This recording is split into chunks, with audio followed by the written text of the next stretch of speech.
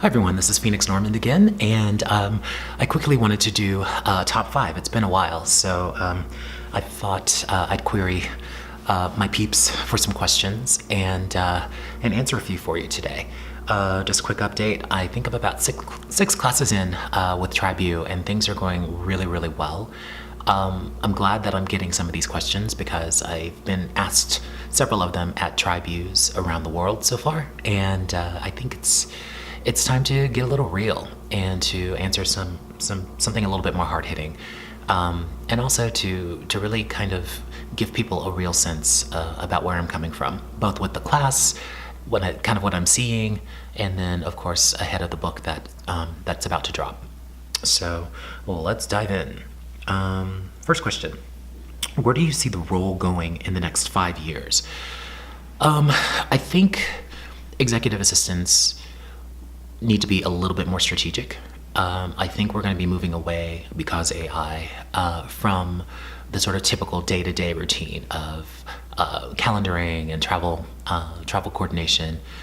Those things will still be part of our responsibility, but I'm not exactly sure that we're going to be doing them, like physically doing them.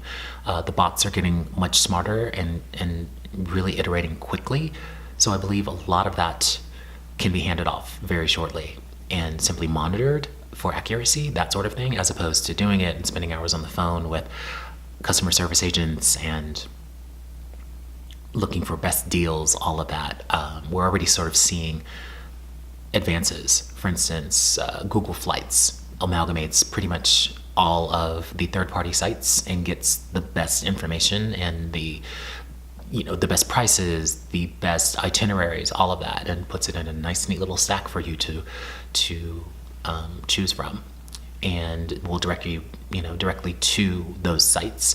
So I think as that gets even better and a little bit more autonomous, we'll be able to hand off flights. Literally, speak into your phone or ask Cortana or Alexa to look up something, have them do it, and give you exactly what you're looking for. You press one button and you're on to the next, as opposed to, of course, like we normally have to do, go on several different sites and compare and contrast pricing and seats and all of that. I think those days are about to be over for us, which means that's going to open up an opportunity to focus on much larger, more needle-moving project work, which I think is what's going to essentially save those of us at the top of the game. I'm really concerned for the people who their only responsibilities are just calendaring and just travel management, that sort of thing. I think, again, if AI eats that up, what are you going to do? So I'm looking, in all honesty, in 5 years, that 30% of us will no longer have jobs. And I'm going to go ahead and stick my neck out there and say exactly that.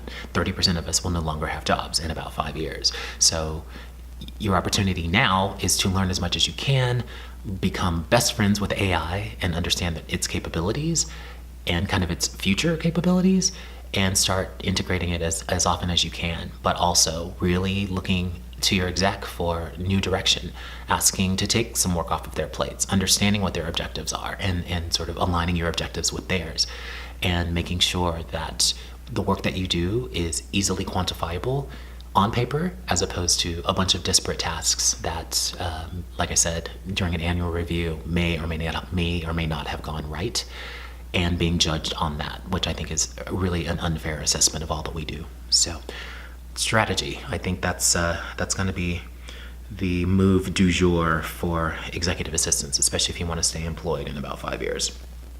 Any advice for older assistants? I get this a lot. I'm just going to break it down. Ageism does exist. Let's be honest. As much as we like to deny it or ignore it, it exists. But I think that also falls on aging assistants. It's their responsibility to sort of change their marketing. I believe that a lot of older assistants fall prey to this, oh, I'm not pretty, I'm not, the hot new girl with the big rack and all that other BS. I'm sorry, I'm 49 years old, and I can go toe-to-toe with any assistant on the planet. Bring it. That's how I approach me being an assistant when I was an assistant. I don't judge myself based on others. I judge myself based on my own capabilities, my own experience, and what I bring to the table. And not just that, being an older assistant, think about this. I've got a Rolodex that is deep and wide. I can make 3 phone calls, 2 texts, and send a single bottle of champagne and probably get you right next to the president, or probably get Lady Gaga to be at your event, because I've got a network that is sick. And you don't get that being a 2 or 3 year assistant. That takes years to cultivate and to manage. And I've managed to keep all of those connections fresh, because inevitably, part of my, my brand and my marketing strategy is I need to reach out to those people, and I need to be able to sort of make things happen at the drop of a coin.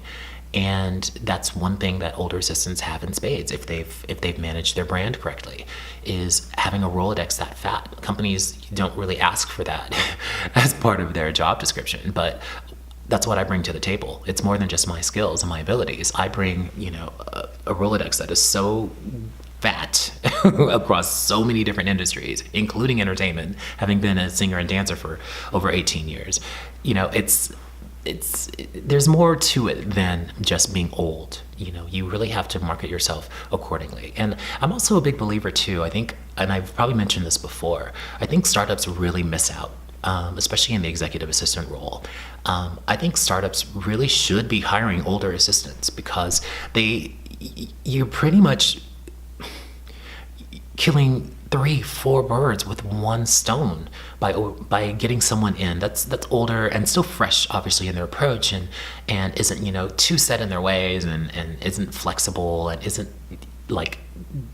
doesn't have the desire to learn and to absorb, and is a finger pointer. I'm not down with that. Y'all can die out with Argyle as far as I'm concerned. But I think startups, and especially newer CEOs, need someone with actual experience in the role, and that can, low-key help tutor and mentor them to be better leaders, but also to sort of be that matriarchal or patriarchal presence within the office to help keep the kids, on the tracks, and be the sort of moral compass for the company, and use that massive Rolodex to call in favors, and to connect that CEO to other CEOs that they've worked for in the wild for many, many decades.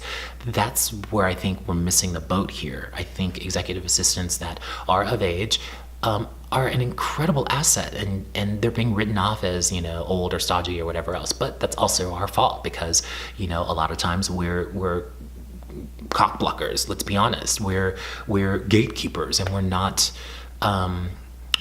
flexible. We think we know everything, and we treat millennials like shit, and that's not gonna help you in the long run. So it's a double-edged sword. I think if you're asking for advice, I'd say if you're an older assistant, you need to be learning. You need to understand what AI is all about. You need to be on the socials. You need to not be inflexible. You need to have millennial friends. I know that sounds crazy, but let's be honest. I mean, they might be the kids' age, okay, but they're also very relevant, because they are the future. So to sort of excoriate them and write them off as lazy or entitled and all this other bullshit that keeps floating around the socials, not doing yourself a favor. And companies have every right to get rid of your ass, because again, you're not playing the game, and you're not playing it to win. This is a brand, and you have to manage your brand. I keep saying that. I will beat that into everybody's head until the day I die. Manage your brand. Your brand is separate of your work. It's how you approach life, and it's how you approach your job and your professional image, if you will. That is all on you. That has nothing to do with anyone else but yourself. So you want advice, older assistants, manage your brand, and stop being inflexible, and stop being a gatekeeper and a cock block. It's annoying. Next question. Lately, there are a lot of men becoming EA advocates, including you. It kind of pisses me off, given that the role is 95% majority female. What makes you and all the other men I see in the wild better advocates than a woman in this role? Okay. I appreciate the honesty in that. I'll be honest with you, nothing. Nothing makes me better just because I'm a man in this role. I'm one of the 5% of the men in this role. It doesn't make me a better advocate. But here's the thing. I've done this for 26 years. I know what of I speak. I've dealt with men of every shape, size, women of every shape and size and, level of power, influence, etc. So yeah, I chose to, stick my neck out there and advocate. But I was also raised by my grandmother primarily and my mother, sort of secondarily.